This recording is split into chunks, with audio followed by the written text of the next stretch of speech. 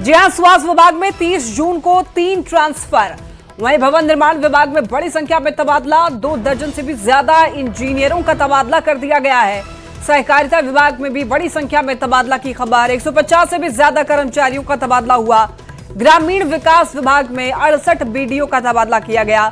सीमा कुमारी बनाई गई पटना सदर की बीडीओ। तो देखिए, विभागों ने जारी की है अधिसूचना। यहां पर कई विभागों में तबादला कर दिया गया है, ट्रांसफर की खबर मिल रही है। बिहार सरकार के कई विभाग, देखिए स्वास्थ्य विभाग में 30 जून को ही 3 ट्रांसफर हुए हैं। भवन निर्माण विभाग में बड़ी संख्या में तबादले की खबर मिल रही है। 2 दर्जन से ज्यादा इंजीनियरों का तबादला कर दिया गया है।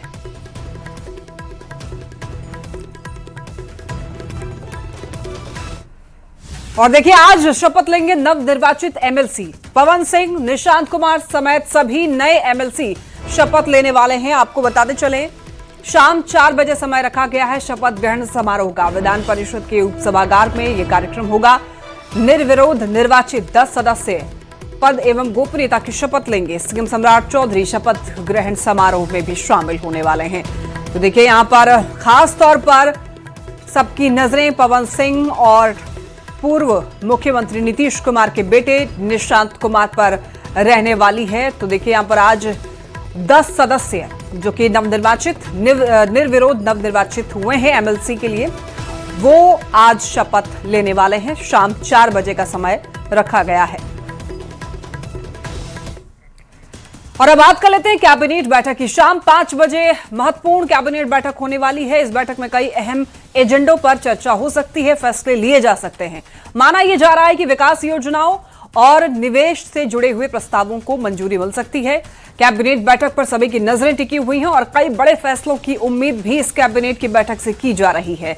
तो विकास योजनाओं पर आज मुहर लगने की संभावना है। कई अहम एजेंडे पर चर्चा हो सकती है, कई अहम फैसले आज लिए जा सकते हैं। शाम 5 बजे 4 बजे के बाद जहां पर एमएलसी शपथ ग्रहण समारोह है, उसके बाद 5 बजे अहम कैबिनेट बैठक में शामिल होंगे सीएम सम्राट चौधरी।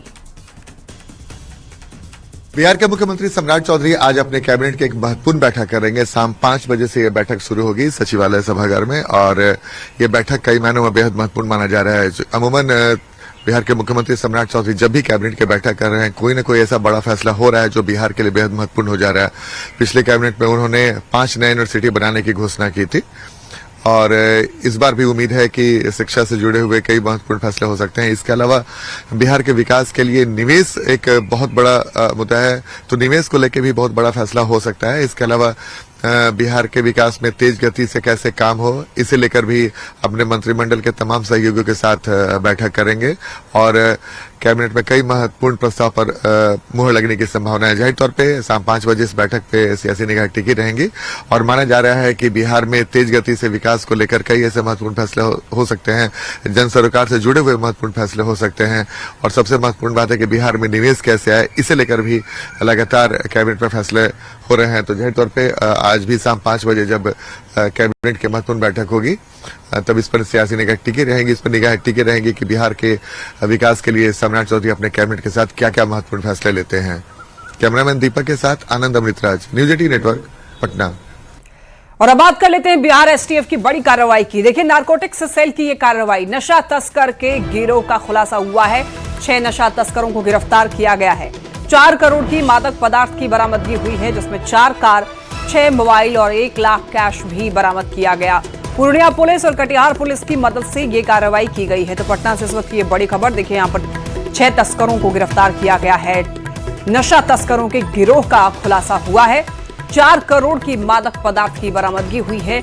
इतना ही नहीं, इसके साथ साथ 4 कार, 6 मोबाइल और 1 लाख कैश भी हाथ लगे हैं। पूर्णिया पुलिस और कटिहार पुलिस की मदद से ये कार्रवाई हुई है। सख्त तौर पर यहां पर एक्शन लिया गया है, और आपको बताते चलें कि पूर्णिया पुलिस और कटिहार पुलिस की ये संयुक्त कार्रवाई, जिसमें कह सकते हैं कि बड़ी कार्रवाई मानी जाएगी। 6 नशा तस्करों को गिरफ्तार कर लिया गया है। बड़ी सफलता है ये पुलिस की, नारकोटिक्स सेल की ये कार्रवाई।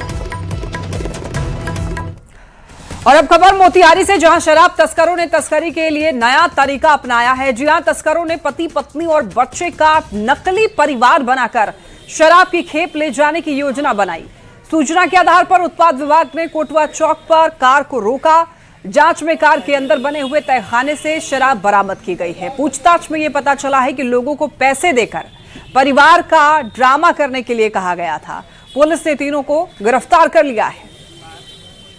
हुई थी कि एक पटना नंबर की कार से अलग अलग परिवार के लोग नाटकीय ढंग से प्रशासन को चकमा देने के उद्देश्य से पैसे पर यूपी से शराब ला रहे हैं।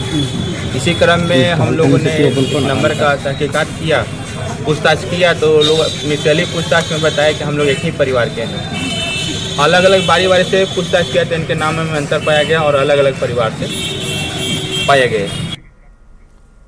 पूर्णिया से इस वक्त एक बड़ी खबर, 4 करोड़ रुपए की हीरोइन जब्त की गई है। 1 किलो 950 ग्राम हीरोइन पकड़ा गया है। 6 तस्कर गिरफ्तार किया गया। मुफस्सिल थाना और एसटीएफ ने संयुक्त कार्रवाई की है। देखिए यहां पर करोड़ों की हीरोइन जब्त की गई है। पूर्णिया से इस वक्त की ये बड़ी खबर, बड़ी सफलता पुलिस को मिली है।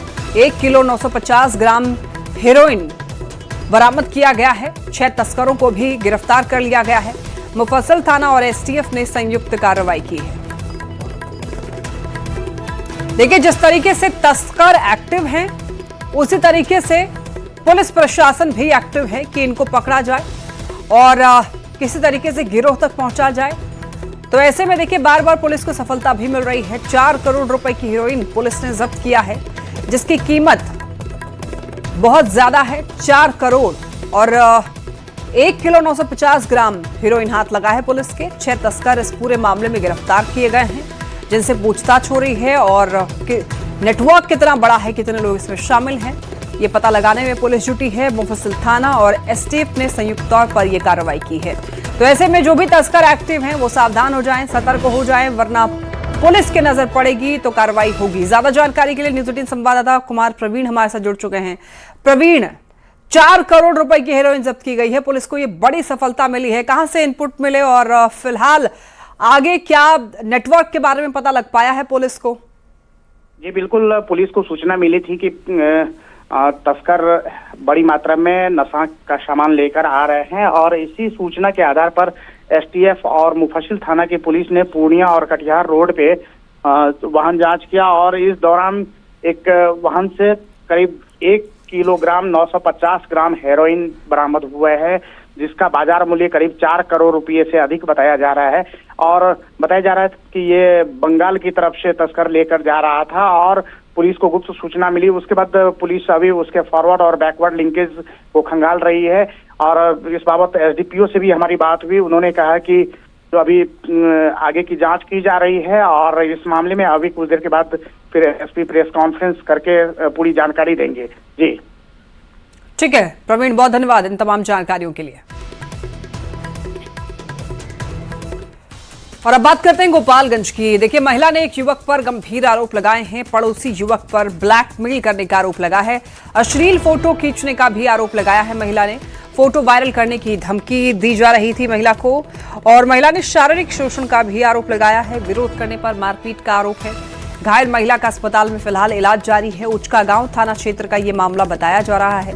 शिकायत के बाद पुलिस अब जांच में जुटी है। देखिए एक महिला ने युवक पर गंभीर आरोप लगाए हैं, जिसमें ब्लैकमेलिंग और इतना ही नहीं, अश्लील फोटो वायरल करना और इसके साथ साथ मारपीट का आरोप है। तो देखिए घायल महिला का अस्पताल में फिलहाल इलाज जारी है। राम मंदिर चढ़ावा चोरी मामले में अयोध्या पुलिस की जांच में बड़ा खुलासा होने का दावा किया गया। पुलिस सूत्रों के मुताबिक सबसे ज्यादा चोरी महाकुंभ के दौरान हुई और जब चढ़ावा और दान में भारी बढ़ोतरी हुई थी। जांच में सामने आया गिरफ्तार 8 आरोपियों ने मिलकर चोरी की साजिश रची थी। इनमें जीजा साले, लवकुश मिश्रा और अनुकल्प मिश्रा पर सबसे ज्यादा चोरी करने का आरोप है।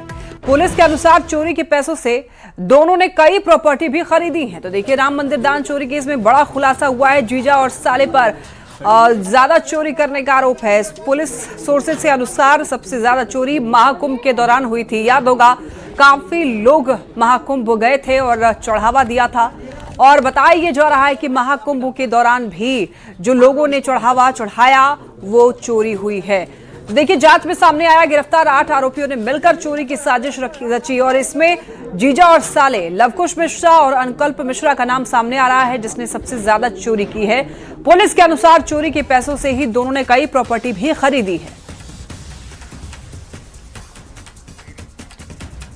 अयोध्या के राम मंदिर दान चोरी मामले में जांच अब सिर्फ आरोपियों तक सीमित नहीं है, बल्कि पैसों के पूरे ट्रेल को खंगालने की कोशिश तेज हो गई है। सोर्सेस के मुताबिक पुलिस ने बैंक ऑफ बड़ौदा की अयोध्या ब्रांच पहुंचकर जांच की, कुछ खातों की जानकारी मांगी।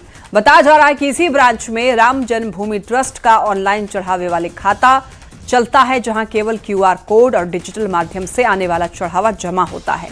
सूत्रों के मुताबिक इस खाते में नगद लेन देन नहीं होता और बैंक कर्मचारियों की ट्रस्ट में कैश गिनने या फिर नगदी प्रबंधन में कोई भूमिका नहीं है। दूसरी तरफ सूत्रों का दावा यह भी है कि अब तक बरामद 89 लाख रुपए में सबसे बड़ा हिस्सा आरोपी अविनाश शुक्ला की निशानदेही पर मिला था और ये रकम FIR दर्ज होने से पहले ही ट्रस्ट ने अपने स्तर पर बरामद कर ली थी। तो देखिए, पुलिस अब आरोपियों और उनसे जुड़े हुए बैंक खातों की वित्तीय पड़ताल कर रही है।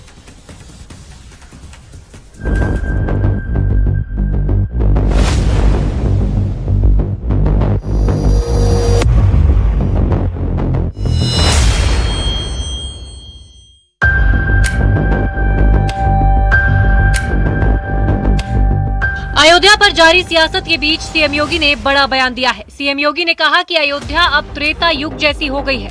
वोट बैंक और तुष्टीकरण से ऊपर उठकर अखिलेश श्री कृष्ण जन्मभूमि के बारे में खुलकर बोले। मथुरा वृंदावन के बारे में बोलिए, श्री कृष्ण जन्मभूमि के बारे में बोलिए। मथुरा वृंदावन का तो हम कार्य कर लेंगे, श्री कृष्ण जन्मभूमि के बारे में बोलिए। जनता को मालूम है कि अब समाजवादी पार्टी की साइकिल पंचर हो चुकी है, उसकी गति अब समाप्त हो चुकी है।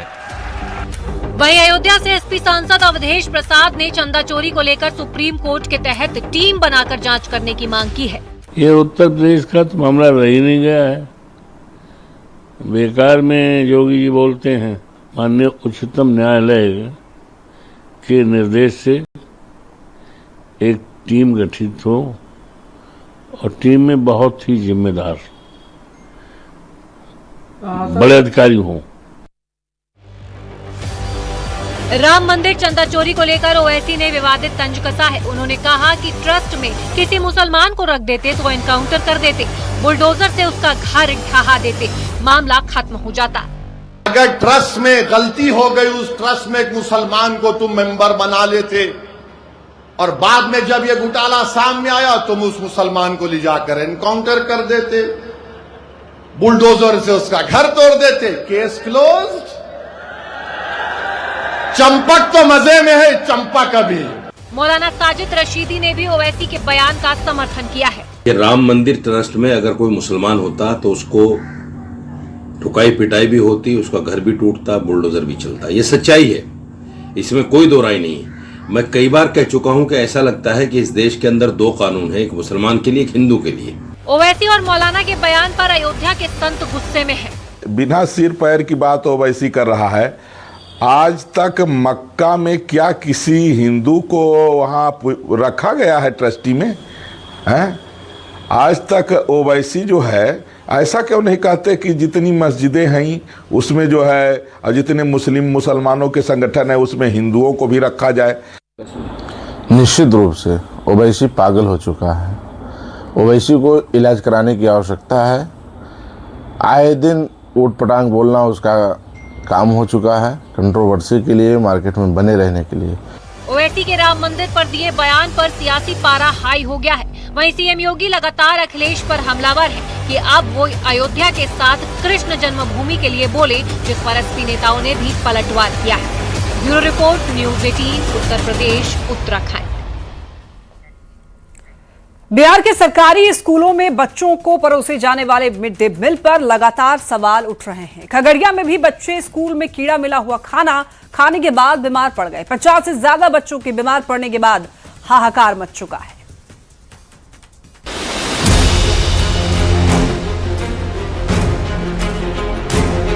मिड डे मील खाने से 50 बच्चे बीमार। थाली में कीड़ा मिला खाना। मिड डे मील के नाम पर जहर। बिहार के स्कूलों में मिड डे मील पर लगातार सवाल उठ रहे हैं। ये तस्वीर है खगड़िया के गोगरी अनुमंडल अस्पताल की, जहां जहरीला मिड डे मील खाने के बाद बच्चे बेड पर लेटे हैं। इन बच्चों को एक बार फिर मिड डे मील के नाम पर जहर परोसा गया। प्राइमरी स्कूल सुखदेव सुमन साहलेवा में कीड़ा मिला हुआ खाना खाने के बाद बच्चों को उल्टी होनी शुरू हो गई। एक साथ 50 से ज्यादा बच्चों की तबीयत बिगड़ने के बाद हाहाकार मच गया। तत्काल सभी बच्चों को अस्पताल में भर्ती कराया गया। सभी की हालत फिलहाल खतरे से बाहर है। वहीं घटना के बाद प्रशासन और मेडिकल की टीम पूरे मामले की जांच में जुट गई। बच्चों का कहना है कि खाने की शिकायत पहले भी की गई थी, लेकिन कोई सुधार नहीं हुआ। इसी की जांच कर रहे हैं कि उन्होंने अगर चखनापंजी संधारित किया था या नहीं किया था, और यदि उन्होंने किया था तो उन्हें फिर कैसे पता नहीं चला। हम लोग जांच कर रहे हैं। हम लोग पूछ रहे हैं, रसोईया से भी हम लोग बयान ले रहे हैं। हम लोग देख लेते हैं, जो भी जांच में आएगा उसके अनुसार कार्रवाई। कितने बच्चे बीमार हुआ बताओ तो? का नाम पिल्लू है। तुम देखा था पिल्लू? में पढ़ते हो? 5 क्लास में। इसी स्कूल में? जी सर। स्कूल में खाना बढ़िया मिलता है? नो सर, बढ़िया नहीं मिलता है। आज बहुत बच्चा बीमार हो गया इस खाना खाने के बाद। कितना बच्चा को देखे? हम देखे 10-15 बच्चे को। खाना का बढ़िया क्वालिटी नहीं रहता है। सरकारी स्कूल में मिड डे मील में कीड़ा मिलने की ये कोई पहली घटना नहीं है। कभी खाने में छिपकली मिलती है, कभी बच्चों को सड़ा चावल मिलता है। ऐसे में बड़ा सवाल है कि आखिर बच्चों की सेहत के साथ बार बार खिलवाड़ क्यों किया जा रहा है? क्या मिड डे मील के नाम पर जहर परोसा जा रहा है? भोजन की गुणवत्ता का ख्याल क्यों नहीं रखा जाता है? क्या बच्चों की जिंदगी भगवान भरोसे है? न्यूज़ 18 के लिए खगड़िया से दिग्विजय कुमार की रिपोर्ट।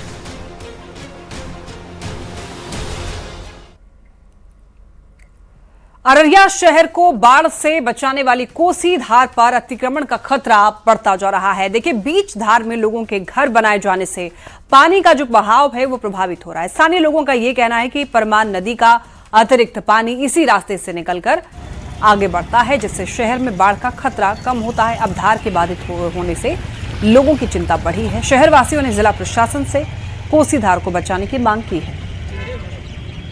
मानसून शुरू होते ही अररिया शहर में बाढ़ का खतरा जो है अब वो मंडराने लगा है। दरअसल अररिया शहर के मारवाड़ी पट्टी स्थित कोसी धार की, और बता दें यह कोसी धार जो है अररिया शहर को हमेशा से ही बाढ़ से बचाता रहा है, लेकिन अब कोसी का जो धार है वो अपना अस्तित्व जो है खोते जा रहा है।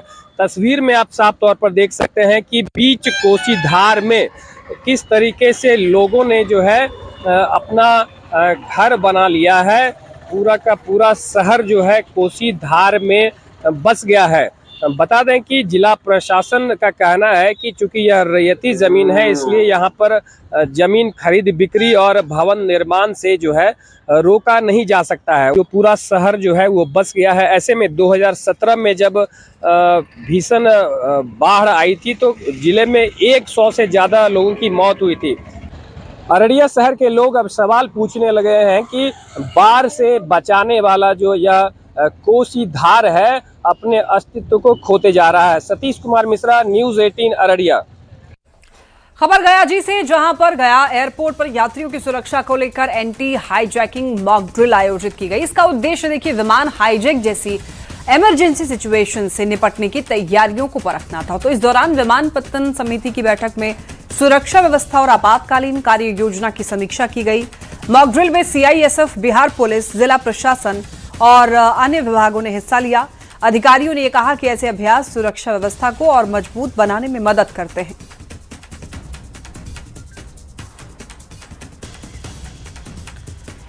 एक तरफ उत्तर भारत भीषण गर्मी से बेहाल है, दूसरी तरफ महाराष्ट्र में भारी बारिश हो रही है। महाराष्ट्र के कई इलाकों में बारिश से जनजीवन अस्त व्यस्त है। सड़कों पर पानी लगने से लोगों को आने जाने में काफी दिक्कतों का सामना करना पड़ रहा है।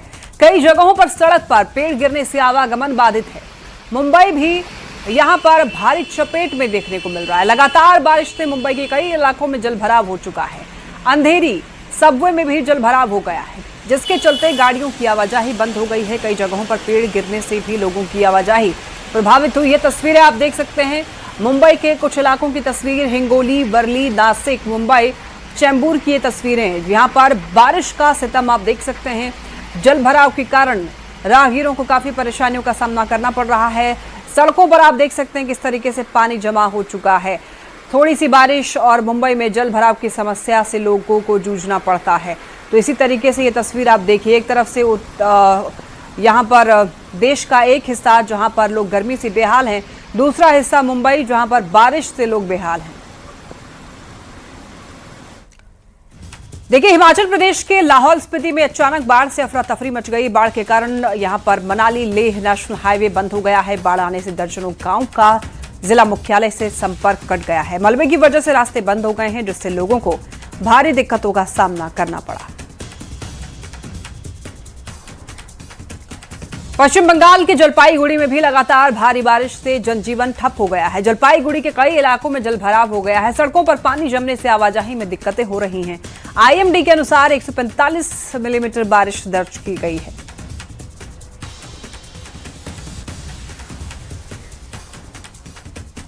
आसमानी आफत की यूं तो कई राज्यों में अभी मानसून की एंट्री हुई है, लेकिन एंट्री के साथ ही बारिश ने लोगों की मुश्किलें भी बढ़ा दी है। हिमाचल प्रदेश के लाहौल स्पीति जिले में यहां पर फ्लड ने हालात काफी ज्यादा बिगाड़ दिए हैं। भारी बारिश के बाद भी नदियां और नाले उफान पर हैं। तो वहीं मुंबई और गुजरात की सूरत में बारिश ने एक बार फिर से रफ्तार पकड़ ली है। मुंबई, ठाणे और नवी मुंबई में लगातार बारिश हो रही है। जलभराव से लोग परेशान हैं। इधर सूरत की बात कर लें तो यहां पर भी मूसलाधार बारिश के बाद सड़कें और रिहायशी इलाके पानी में डूब चुके हैं।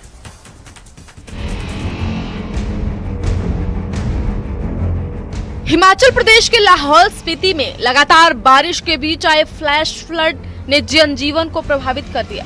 तेज बहाव के कारण जोबरंग पुल पूरी तरह पानी में डूब गया, जिससे आवाजाही बाधित हो गई। कई इलाकों में नदी नालों का जलस्तर तेजी से बढ़ गया है। लगातार बढ़ते तापमान के कारण ग्लेशियरों के तेजी से पिघलने से जाहलमा नाले में एक बार फिर बाढ़ जैसी गंभीर स्थिति पैदा हो गई है। बाढ़ के चलते नाले पर बनाया गया अस्थायी वैकल्पिक मार्ग भी बह गया, जिससे दोनों ओर दर्जनों वाहन, पर्यटक और स्थानीय लोग फंस गए हैं। पहाड़ों में ग्लेशियर पिघलने से नालों में बाढ़ आ रही है। जहलमा नाले में पानी का स्तर कई गुना बढ़ने से जोबरंग पुल पानी में डूब गया और सड़क पर आवाजाही पूरी तरह बंद हो गई। बाढ़ की वजह से 12 से ज्यादा पंचायतों का जिला मुख्यालय से संपर्क टूट गया है। प्रशासन ने लोगों और पर्यटकों से नदी नालों से दूर रहने और मौसम की एडवाइजरी मानने की अपील की है। फ्लैश फ्लड के बाद प्रशासन और राहत एजेंसियां हालात पर लगातार नजर रखे हुए हैं। संवेदनशील इलाकों में लोगों को नदी नालों से दूर रहने और अनावश्यक यात्रा से बचने की सलाह दी गई है। प्रभावित क्षेत्रों का आकलन भी किया जा रहा है। मौसम विभाग ने पहाड़ी इलाकों में भारी बारिश का अलर्ट जारी किया है। प्रशासन ने स्थानीय लोगों और पर्यटकों से मौसम संबंधी एडवाइजरी का पालन करने की अपील की है। राहत और बचाव दल जरूरत पड़ने पर तत्काल कार्रवाई के लिए तैयार है। दूसरी तरफ हिमाचल प्रदेश के लाहौल स्पीति से हेल्थ वर्कर पलजोम बुट्टी के हौसले की तस्वीर सामने आ रही है। राष्ट्रीय पल्स पोलियो अभियान के दौरान उफलते मयार नाले ने रास्ता रोका, लेकिन पलजोम ने हार नहीं मानी। बुलडोजर की मदद से नाला पार कर वह दुर्गम इलाकों में पहुंची और बच्चों को पोलियो की दवा पिलाई। उनके साहस और कर्तव्य निष्ठा की लोग जमकर सराहना कर रहे हैं। फिलहाल लाहौल स्पीति में प्रशासन स्थिति पर नजर बनाए हुए है। फ्लैश फ्लड के कारण प्रभावित इलाकों में एहतियाती कदम उठाए जा रहे हैं। लोगों से अपील की जा रही है कि वे प्रशासन के निर्देशों का पालन करें और किसी भी जोखिम वाले क्षेत्र में जाने से बचें।